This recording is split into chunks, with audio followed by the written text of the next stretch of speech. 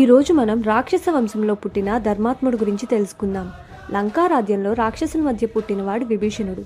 అన్నయ్య రావణుడు అహంకారం, శక్తి, కోపంతో నిండిపోయినవాడు. కానీ విభీషణుడి హృదయం మాత్రం ఎప్పుడూ ధర్మం వైపు ఉండేది. ప్రతిరోజు రామనామం జపిస్తూ అధర్మం నశిస్తుంది అని నమ్మేవాడు.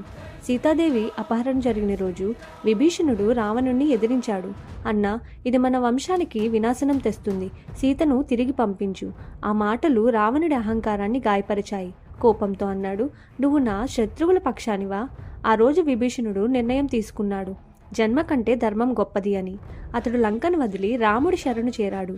అందరూ అనుమానించారు, రాక్షసుల్ని నమ్మవచ్చా? అప్పుడు రాముడు అన్నాడు, వంశం కాదు, మనిషి హృదయమే ముఖ్యం. విభీషణుడు లంకారాజ్యాన్ని పొందాడు, కానీ అహంకారంతో కాదు, ధర్మంతో.